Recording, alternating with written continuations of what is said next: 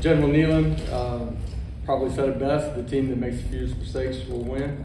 We did obviously not play to that standard on Saturday. Everybody in the building is disappointed. You can still sense it from the players today, the disappointment and hurt. A lot of lessons for us to learn, and we better learn them quick.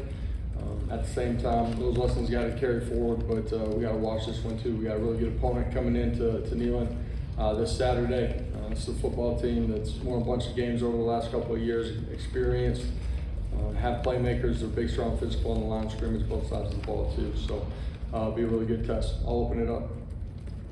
Rob?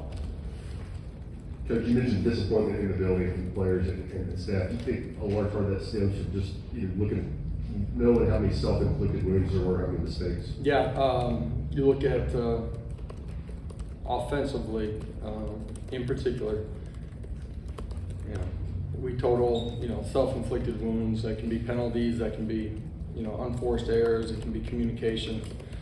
Our percentage is way too high. It was on Saturday, and it really was the week before too. And so, that's why you move the ball at times, but you don't have very many points. We got to clean that up. You can't beat yourself.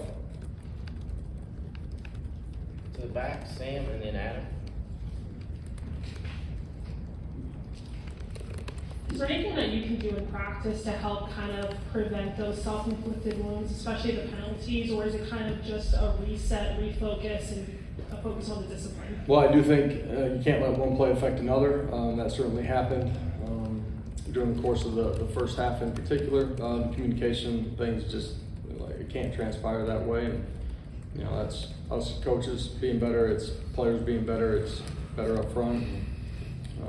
At the end of the day, we got to find a solution to it. And, I told the players this today too. It's not the big things, and those are big things, don't get me wrong, but it's the subtle details in everything that we're doing. And, everybody can't take their turn of being off.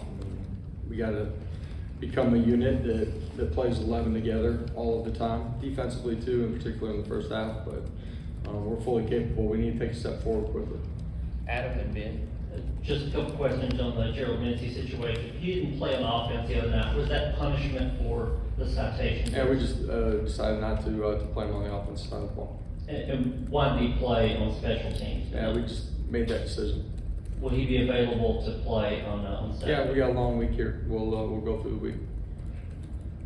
Ben. Was Dylan Sampson available to play? He did not. He was. He's been a little bit nicked up, but he was available. Had plans of, having him in the rotation.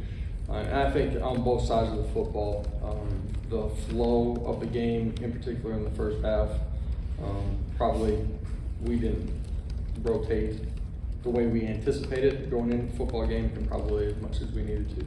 And how did you assess the offensive line when you went back and watched the tape? At the end of the day, just not as consistent as we needed them to be. And that's really the entire offensive unit. I thought the wide receivers took a step in the right direction, from how they had performed the previous weeks. But collectively as a group, just not as consistent as you need to be to go on the road, to play a good team, and be able to move the football and ultimately score points. Like the self-inflicted wounds that goes into, how you're scoring in the red zone too. And it's not a game of unlimited opportunities. You got to maximize them. You can't put yourself in, first and 20 and try to play ball. Yeah, defensively on third down, were they doing anything to cause you guys problems with shifts and movements? Was it bad communication? Was it just simple physical third and longs? I just saw my third down. Yeah. They had a bunch of third and mediums and third and longs. They did early. We had them in some third and long situations too. And our games, he was able to get outside of the pocket where we don't keep a contain on it. We don't match things on the back end. Give up 2 routes on the sideline, and when we're sitting in a hard corner, we should be all over that. So a little bit of the run fits. Guys are not completely out of their gap, but their eyes are caught in the wrong spot for a split second. They're a step and a half behind, and you give up a vertical seam. Patrick and Vince. Coach, how did you back and watch? How did you assess Joe's play, good, bad, otherwise? There's some real positives, the efficiency, the communication, handling all that. We have to be better, he's gotta be better, and the guys up front gotta be better too. And some of our skill guys as well. Let's go to Paige. You mentioned that not everybody can have their turn to be off. When you look at the first 3 games, is the needle moving on kind of what the biggest issue is, or is it kind of the same few issues every game? The needle has moved on some of it. Some of it from week 2 to week 3 didn't completely get cleaned up. We got to grow and go. You know, for our football team, and I said this, like, everybody sees the big picture stuff. The small details is where this game's got to be won and played, and we have to get better at that. Josh, how important is it to operate in your offense to be able to escape the pocket and throw off platform and sort of create plays from that quarterback position? Extended plays are a big part of any offense in today's game because of what you're facing up front, the pressure packages that you're inevitably going to see, the ability to move, make plays with your feet is a part of the game. That can be tucking it and running it. It can also be extending and making plays, you know, outside of the pocket where you're throwing the football down the field. Eric, then Wes. Josh, I know you can't replicate crowd noise on the road in the SEC, but in practice throughout the week, what are some things you can do to try to prepare for that? We've done a lot of things. Need to ramp it up, I guess. And when I say I guess, meaning only intensify it. We gotta be able to function better than we did. Part of that is the noise. Part of it's being able to reset from one play to the next. That's the hardest part to replicate during practice. I guess most of us who aren't football coaches probably look at a quarterback's play as, was this throw accurate, or did a guy hold on to the ball too long or something like that? But as someone who obviously designed the offense. We look at that too. Yeah, but in terms of like all the other stuff that y'all do look at, right? In terms of, you know, managing and administering the offense, where is Joe in that part of the game? He did some really good things the other night. You know, the pick, we can't just throw it up. He'd like to have that one back. And we got to be better in protection too in that situation. The decision making, where he's going with the football, I said it before the game, I'll say it after the game too. He was in the right spots. Accuracy, like wide receivers being exact in their routes, all those things got to continue to improve for us to be as efficient as we need to be. Patrick, then Brent. Brent.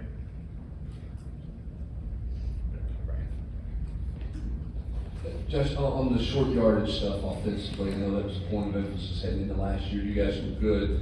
You had some opportunities in all 3 games of 4th and short, and it's not gone well at all. What do you look at there? What's kind of happening in 4th and short? Yeah, some of those scenarios are different as far as what happens. A lot of it, we internally, we have to execute what we're doing. And that's where we're targeting, how we're targeting them, the fundamentals of it. We have to execute better in some of those situations.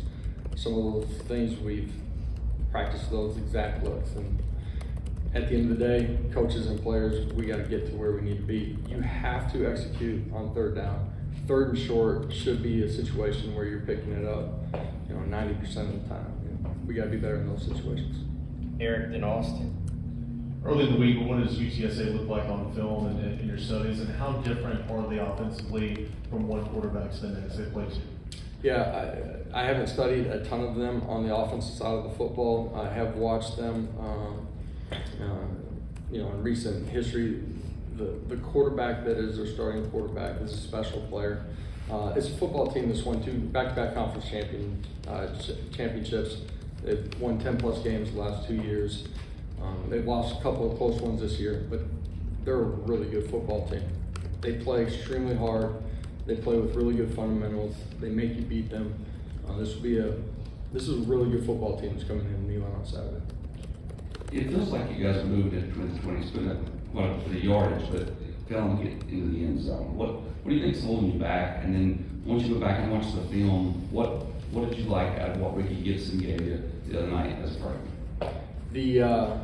The efficiency in the red zone, the lack of it, and it's been a huge part of our success since we've gotten here, directly correlates to the self-inflicted wounds that I was talking about. Like, you can't beat yourself. You're playing a good opponent.